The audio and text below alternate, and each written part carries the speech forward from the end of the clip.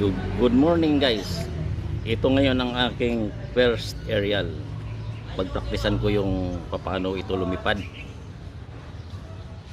Kasi guys, hindi ko pa alam kung paano ano nito. Kung tutuusin, madali lang. Kailangan mo lang ng practice eh. Kaya ito guys, subukan ko muna para malaman ko kung paano ito gamitin.